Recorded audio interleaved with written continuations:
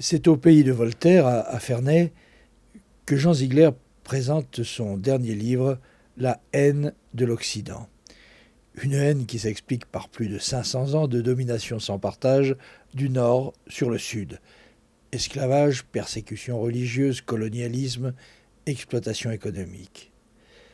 Dans cette confrontation planétaire, Voltaire, combattant des droits de l'homme, défenseur de toutes les libertés, mais aussi capitaliste, serait-il aujourd'hui considéré par Jean Ziegler comme un allié ou comme un adversaire de la cause des opprimés? J'ai tenté dans ce livre, La haine de l'Occident, de faire le meilleur usage de ma liberté de critique radicale, d'analyse fondamentale sur la haine que l'Occident, qui domine la planète depuis 500 ans maintenant, depuis le 4e voyage de Christophe Colomb à la fin du XVe siècle, cette haine que l'Occident suscite dans l'immense majorité des pays du Sud.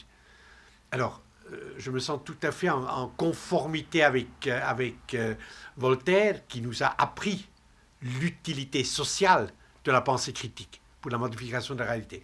Maintenant, Voltaire est évidemment un personnage infiniment complexe, pour venir à votre question. D'une part, un homme pour l'universalité des droits de l'homme, pour la justice sociale, pour la liberté illimitée à tout prix comme valeur première de l'existence individuelle et collective humaine, et en même temps un homme qui a fait fortune en prenant des parts dans des bateaux esclavagistes, hein, dans la traite triangulaire, qui a créé des souffrances effroyables, mais qui a fait des fortunes non seulement des banquiers genevois, mais justement aussi de Voltaire. Voltaire est aussi quelqu'un qui savait être courtisan avec des rois, hein, quand il le fallait. Donc il y a cette ambiguïté-là chez Voltaire, mais la parole flamboyante qui reste et qui a changé la conscience de l'Europe,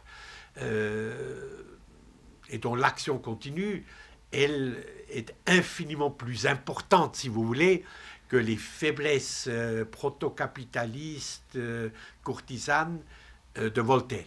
Donc je pense un homme du Sud, ou un homme en général, ou une femme aujourd'hui, quand il entend le mot de Voltaire, il l'associe immédiatement au combat pour la liberté. Mais les gens qui veulent cette liberté et cette dignité, est-ce que pour eux, les droits de l'homme sont la priorité?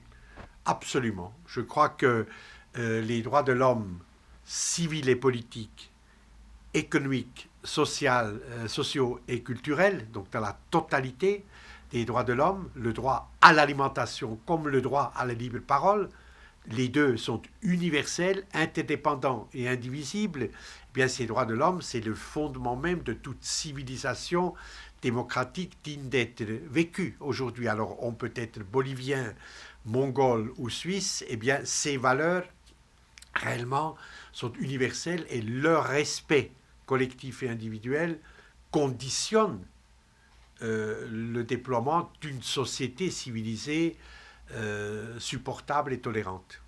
Écrasons l'infâme, écrivait Voltaire. Pour vous, Jean Ziegler, aujourd'hui, s'il fallait écraser un infâme, ça serait lequel? Ce serait la dictature du capital financier globalisé, ce seraient les oligarchies des trusts multinationaux et des grandes banques transcontinentales. L'année dernière, les 500 plus grandes sociétés transcontinentales privées du monde ont contrôlé 52% de toutes les richesses de la planète, donc du produit mondial brut, produite dans une année, sur une planète où tous les 5 secondes, un enfant meurt de faim, où 100 000 personnes meurent de faim ou de ses suites immédiates, et où près d'1 milliard de personnes sont gravement et en permanence sous-alimentées. Donc l'ordre du monde est bien meurtrier, parce qu'il tue par les épidémies, par la désertification, par la faim, par l'eau polluée, massivement des millions et des millions de gens tous les ans, dont une majorité d'enfants, de femmes, de personnes faibles, et en même temps d'immenses, incroyables richesses s'accumulent. Donc, ordre du monde meurtrier, du capitalisme globalisé, mais en même temps absurde. Il tue, mais il tue sans nécessité.